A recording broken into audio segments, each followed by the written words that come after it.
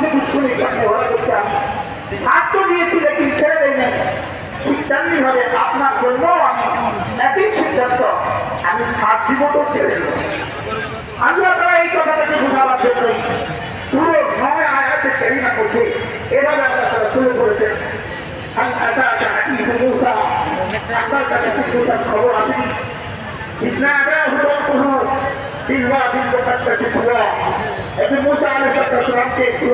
যখন তার ঘর তাকে দেখেছিল, তার ঘর তাকে দেখেছিলেন, এরপরে বললেন যাও, আপনি যান ফিরআউনের কাছে, যান। শুধু ফিরআউনের কাছে প্রেরিত হন নাই, শুধু ফিরআউনের জন্যই আপনি মুসা নবী ছিলেন না।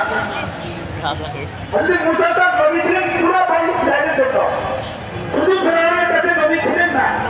লেকিন আল্লাহ তাআলা ফিরআউনকে এজন্য বলেছেন যে আপনি তাদের এই সবার বাদশাহ হবেন।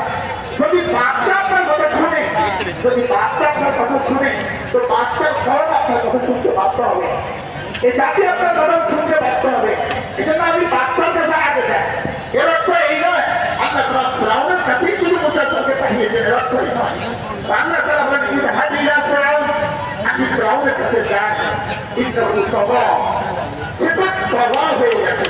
এই শব্দটা একটু আমার সাথে বলেন, ইন্নাহু তাগা বলেন, আবার বলেন।